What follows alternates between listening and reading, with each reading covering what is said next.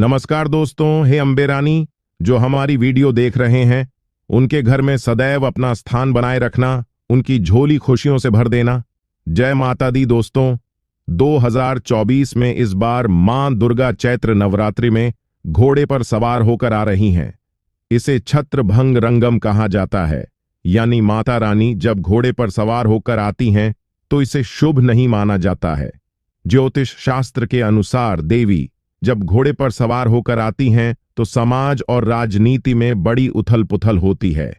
मान्यता के अनुसार अगर चैत्र नवरात्रि पर यदि माता दुर्गा घोड़े पर नहीं बल्कि सैर पर सवार होकर आती है तो मान्यता है कि माता दुर्गा का सैर पर सवार होकर आना बहुत ही शुभ और कल्याणकारी माना जाता है। जीवन सुखमय हो जाता है, भक्ति का भरपूर लाभ भक्तजनों को मिलता है, दिल में सुकून मिलता है। माता वैष्णव भरपूर आशीर्वाद देती हैं। दोस्तों, इस बार नवरात्रि पूरे 9 दिनों तक चलेगी, यानी 9 दिनों तक नवरात्रि का पर्व मनाया जाएगा। ना एक भी दिन कम, ना एक भी दिन ज्यादा, पूरे 9 दिनों तक चलेगी। माता वैष्णव की पूजा मां शेरावाली की विशेष रूप से पूजा आराधना की जाएगी। चैत्र नवरात्रि का पहला व्रत 9 अप्रैल को रखा जाएगा और अंतिम व्रत 18 अप्रैल मंगलवार के दिन रखा जाएगा और 17 अप्रैल को कन्या पूजन किया जाएगा, जो कि इस दिन नवरात्रि समाप्त हो जाएंगे। आपको बता दें, 9 अप्रैल को कलश स्थापना का मुहूर्त सुबह 6 बजे से 10 बजे तक रहेगा। दोस्तों, चलिए अब जानते हैं नवरात्रि में कौन कौन सी सब्जी नहीं खाना चाहिए और कौन कौन सी सब्जी खाना चाहिए और कौन सा फल खाने से व्रत टूट जाता है। आइए जानते हैं नवरात्रि में क्या खाएं और क्या नहीं खाएं और क्या पीना चाहिए और कौन सा फल खाना विशेष रूप से शुभकारी माना गया है। आज हम आपको विस्तार से बताएंगे, लेकिन आगे बढ़ने से पहले कमेंट बॉक्स में अपनी राशि जरूर डाल दीजिएगा। यदि हमारे पास आपकी राशि के अनुसार कोई उपाय होगा तो वह आकर हम आपके कमेंट के रिप्लाई में बता देंगे, ताकि आपको राशि के अनुसार फल प्राप्त हो। राशि के अनुसार किया गया कार्य बहुत ही शुभ माना जाता है। मैया वैष्णो रानी बहुत प्रसन्न होती है।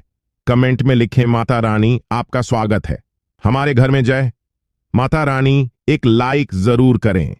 वैष्णव रानी के लिए एक लायक तो बनता है। दोस्तों, शास्त्रों के अनुसार बताए गए व्रत किसी भी प्रकार के क्यों ना हो, उनसे जुड़े और पालन का नियम करना अति आवश्यक माना जाता है, क्योंकि जो मन के मुताबिक किया जाए वह संघर्ष नहीं कहलाता।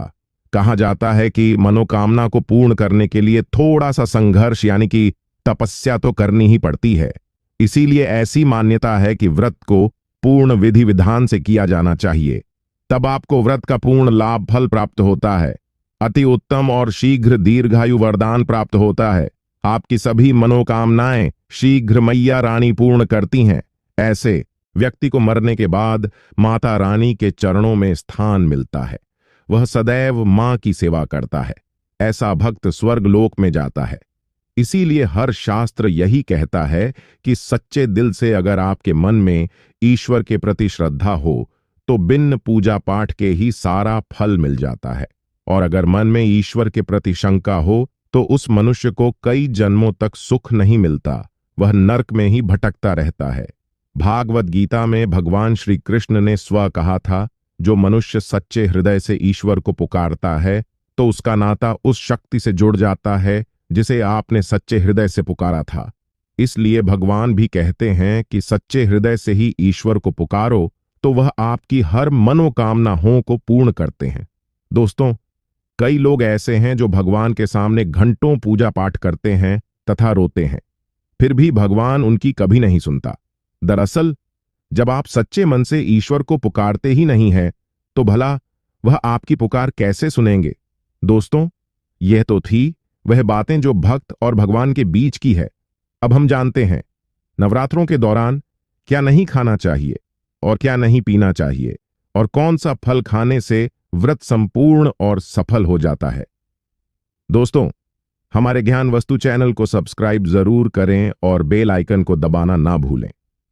तो आइए शुरू करते हैं। दोस्तों, चाहे मर जाना भूलकर भी नवरात्रि के दिनों में पानी पूरी कभी मत खाना, क्योंकि इस दिन कभी कभी बीच में शुक्रवार पड़ जाता है और शुक्रवार को मां संतोषी का व्रत कहा जाता है। माता संतोषी खट्टी चीज खाने वाले व्यक्ति से हमेशा क्रोधित रहती है, नाराज रहती है, क्योंकि नवरात्रों में माता संतोषी जागृत अवस्था में हो जाती है। माता संतोषी की शक्ति नवरात्रों में कई गुना बढ़ जाती है। नवरात्रों में जब शुक्रवार पड़ जाए तो इमली नहीं खाना चाहिए। माता संतोषी नाराज हो सकती हैं, आपको दंड दे सकती है। नींबू नहीं खाना चाहिए। वैसे तो नवरात्रि के व्रत में नींबू खा लेना चाहिए, पर अगर शुक्रवार हो तो माता संतोषी के क्रोध से बचने के लिए नींबू नहीं खाना है। इस दिन नींबू का त्याग करना चाहिए। दोस्तों, पानी पूरी क्यों नहीं खाना चाहिए? क्योंकि उसमें लहसुन प्याज होता है और खट्टा भी होता है, जो व्रत को भंग कर सकता है, पाप लग सकता है। ध्यानपूर्वक अगर आप शुक्रवार को खट्टा नहीं खाते हैं तो माता संतोषी आपको धन धान्य से मालामाल कर देती हैं, आपके घर में अपना वास बना लेती हैं। बस शुक्रवार के दिन, नवरात्रों के दिनों में इस चीज का त्याग करना चाहिए, पालन करना चाहिए। नवरात्रों में लहसुन प्याज और खट्टा, फिर चाहे आपने व्रत भी नहीं रखा है, फिर भी आपको शुक्रवार के दिन या अन्य दिनों में लहसुन प्याज नहीं खाना चाहिए। लेकिन हाँ, पानी पूरी आप खा सकते हैं, वह भी जब नवरात्रि समाप्त हो जाए। दोस्तों, वीडियो को लाइक जरूर करें। आपका एक लाइक माता रानी को अति प्रिय है, माता रानी को अच्छा लगेगा, इसीलिए मां के लिए एक लायक तो बनता है। माता रानी को नकारना नहीं चाहिए। दोस्तों, नवरात्रि के दिन सेब जरूर खाना चाहिए। शास्त्रों में बताया जाता है कि भगवान के भोग में सेब आदि जरूर अर्पित किया जाता है।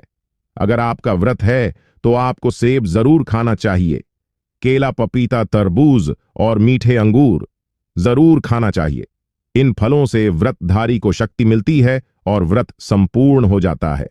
शास्त्रों में बताया जाता है कि नवरात्रों के दिनों में सीताफल जरूर खाना चाहिए।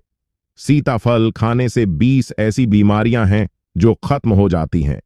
माना जाता है नवरात्रों के दिनों में सीताफल का घर में प्रवेश होना बड़ा ही शुभ माना गया है।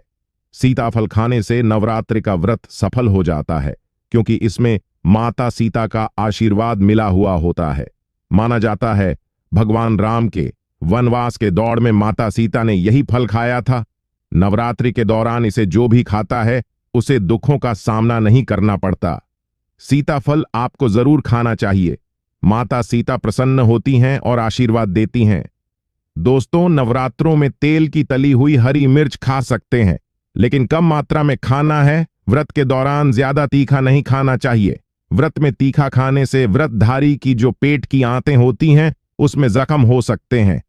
क्योंकि इस दौरान हम व्रत का पालन करते हैं तो हमारे पेट में कुछ नहीं होता, इसीलिए हल्का खाना खाना सर्वप्रिय और उत्तम माना जाता है। व्रतधारी को रसीले आलू अवश्य खाना चाहिए। इससे हमारे शरीर में ऊर्जा की भरपूर जरूरत जो होती है पूरी हो जाती है। आप आलू का पानी पी सकते हैं, रसीले आलू जरूर खाना चाहिए। दोस्तों, नवरात्रों में भिंडी की सब्जी जरूर खाना चाहिए। भिंडी में कई ऐसे पोषक तत्व होते हैं जो हमारी हड्डियों को मजबूत बनाते हैं, तथा नवरात्रों में बैंगन की सब्जी जरूर खाना चाहिए। लेकिन याद रहे, जब नवरात्रों में सोमवार पड़ जाए तो बैंगन की सब्जी मत खाना, पाप लगेगा। नवरात्रों में सब्जी में हरा धनिया जरूर डालना चाहिए। हरे धनिये से भी व्रतधारी को पोषक तत्व मिलते हैं। नवरात्रों में हरा धनिया अवश्य खाएं, इससे जो शुगर लेवल होगा वह कम हो जाएगा। नवरात्रों में रिफाइंड का तेल और सरसों का तेल भूलकर भी व्रत के दौरान नहीं खाना चाहिए। मूंगफली का तेल और देसी घी और गोले का तेल खाना अच्छा माना जाता है। दोस्तों, नवरात्रों में व्रतधारी को डब्बा बंद लस्सी, डब्बा बंद जूस नहीं पीना चाहिए। उसमें कई केमिकल मिले होते हैं जिसके कारण आपका व्रत टूट सकता है। जब भी आप फलों का जूस पिएं तो याद रखें उसमें नमक ना डालें, नहीं तो व्रत टूट जाएगा। साथ ही साथ जूस में बर्फ भी नहीं डालना चाहिए। फलों का सादा जूस पीने से व्रत सफल होता है।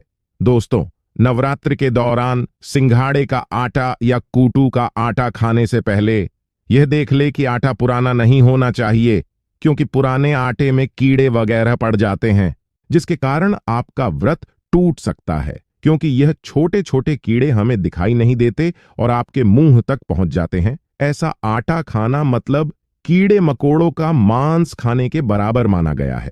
दोस्तों, नवरात्रि के दौरान आप शाम के समय खाने में दही ले सकते हैं, आलू वगैरह खा सकते हैं, आलू के चिप्स खा सकते हैं। साबूदाने की टिकिया बनाकर खा सकते हैं, साबूदाने की खिचड़ी खा सकते हैं, आलू के पापड़ भी खा सकते हैं। सब्जियां तो ऐसी है जो नवरात्रि के दौरान भोजन में शामिल कर सकते हैं। इससे आपको एनर्जी मिलेगी और व्रत सफल हो जाएगा। नवरात्रि के दौरान आप दूध पी सकते हैं जो आपको ताकत देगा। चाय वगैरह भी पी सकते हैं, लेकिन याद रहे उसमें नमक ना डालें। चाय नमक डालने से व्रत भी टूट जाएगा और हड्डियां भी गल जाती हैं। एक बात का ध्यान रहे, व्रतधारी को पेट भर खाना यानी गले तक भोजन नहीं करना चाहिए, नहीं तो व्रत रखने का कोई भी फायदा नहीं होगा। थोड़ा थोड़ा खा सकते हैं। दोस्तों, नवरात्रि के 9 दिन आदिशक्ति मां दुर्गा को समर्पित होते हैं। नवरात्रि के 9 दिन माता रानी के 9 अलग अलग स्वरूपों का पूजन किया जाता है। नवरात्रि के 9 दिनों तक माता रानी को अलग अलग स्वरूप के हिसाब से अलग अलग पुष्प, अलग अलग भोग अर्पित किए जाते हैं। लेकिन क्या आप जानते हैं, कुछ ऐसी वस्तुएं हैं जिन्हें नवरात्रि के दौरान भूलकर भी माता रानी को अर्पित नहीं करना चाहिए। अगर इन वस्तुओं को आप गलती से भी माता रानी को अर्पित कर देते हैं तो आपको व्रत और पूजन का पूर्ण लाभ नहीं होगा। इसीलिए माता रानी की कृपा प्राप्त करने के लिए आपको यह जानना अति आवश्यक है कि वह कौन सी ऐसी वस्तुएं हैं जो माता रानी के पूजन में भूलकर भी इस्तेमाल नहीं करना चाहिए। तो आइए मां का जयकारा लगाते हुए वीडियो को शुरू करते हैं। दोस्तों, नंबर 1, नवरात्रि के दौरान शादीशुदा महिलाओं को सफेद कपड़े पहनकर पूजा पाठ नहीं करना चाहिए। साथ ही साथ काले कपड़े भी नहीं पहनना चाहिए, इससे पूजा व्रत आदि खंडित हो जाती है। माता की चौकी जब आप लगाएं तो उसके नीचे कागज नहीं लगाना चाहिए। माता की चौकी हमेशा लाल कपड़ा बिछाकर ही बनाना चाहिए। हमेशा याद रहे, नवरात्रों के 9 दिनों तक व्रतधारी को अपना आसन मां की चौकी के आगे ही लगाना चाहिए और वहीं पर आपको सोना चाहिए। मंदिर को नवरात्रों के दौरान अकेला नहीं छोड़ा जाता, बहुत ही अशुभ माना जाता है। जरा आप ही सोचिए, माता रानी 9 दिनों के लिए धरती पर आकर आपके घर में रहने के लिए आई हैं, और ऐसे में आप उन्हें अकेला अगर छोड़ते हैं तो माता भी आपको छोड़कर चली जाएंगी।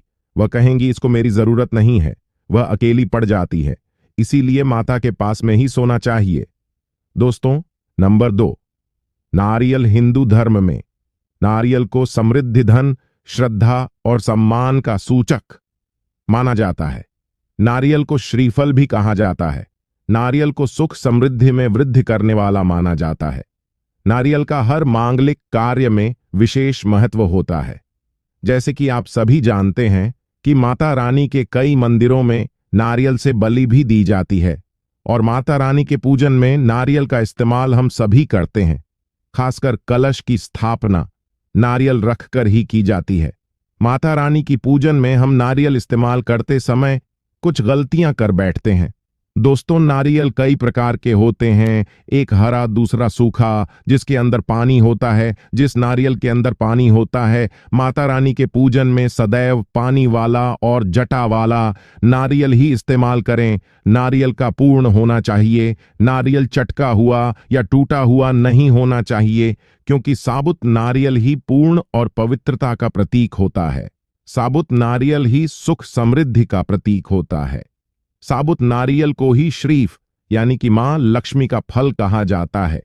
नवरात्रि में माता रानी के कलश की स्थापना करते समय जटा वाला यानी पानी वाला नारियल ही कलश पर स्थापित करना चाहिए। साथ ही यह ध्यान रखना चाहिए कि नारियल को सदैव कलश के ऊपर लेटा कर रखना चाहिए। घट स्थापना करते समय कभी भी नारियल को खड़ा करके नहीं रखा जाता। नारियल को सदैव लिटा कर कलश के ऊपर रखा जाता है। साथ ही नारियल को स्थापित करने से पहले आप नारियल को लाल कपड़े में लपेटकर उस पर और फिर लाल चुनरी उड़ाकर आप नारियल को कलश के ऊपर स्थापित करें।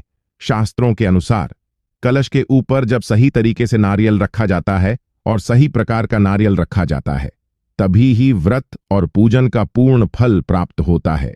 यह भी ध्यान रहे कि महिलाएं माता रानी को नारियल अर्पित तो कर सकती हैं, लेकिन कभी भी माता रानी के सामने नारियल को भूलकर भी ना तोड़े, क्योंकि नारियल बीज रूप होता है और स्त्रियां बीज रूप से ही शिशु को जन्म देती। इसीलिए कभी भी महिलाओं को नारियल नहीं तोड़ना चाहिए। दोस्तों, नंबर 3, अलग अलग हम सभी माता रानी के पूजन में इस्तेमाल करते हैं, लेकिन लौंग का इस्तेमाल करते समय एक बहुत बड़ी गलती कर बैठते हैं। हमेशा ध्यान रखना चाहिए कि माता रानी को सदैव फूल वाली लौंग ही अर्पित करना चाहिए। जिस लौंग के ऊपर फूल नहीं होता या फिर जिस लौंग के पीछे लकड़ी की डंडी नहीं होती, उसको आप माता रानी के पूजन में भूलकर भी इस्तेमाल ना करें।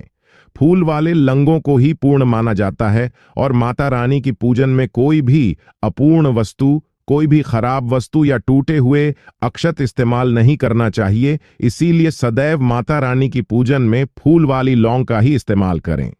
दोस्तों, नंबर 4, तुलसी के पत्ते अर्पित नहीं करने चाहिए। मां दुर्गा के पूजन में तुलसी पत्र का इस्तेमाल करना वर्जित माना जाता है।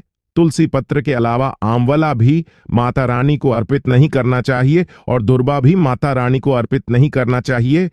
दुर्बा भगवान श्री गणेश को अति प्रिय है। नवरात्रि में आप भगवान गणेश को दुर्बा अर्पित कर सकते हैं। भगवान विष्णु जी को तुलसी के पत्ते अवश्य अर्पित कर सकते हैं, लेकिन माता रानी को भूलकर भी तुलसी के पत्ते या दुर्बा अर्पित न करें। माता रानी को सफेद फूल भी अर्पित न करें। माता रानी को सदैव लाल रंग के फूल अर्पित करने चाहिए। लाल रंग के फूल माता रानी को अति प्रिय है। खासकर माता को गुड़हल और कमल के फूल अति प्रिय हैं। शास्त्रों में बताया जाता है कि घर में माता रानी की 2 या 3 मूर्तियां या फोटो नहीं होने चाहिए।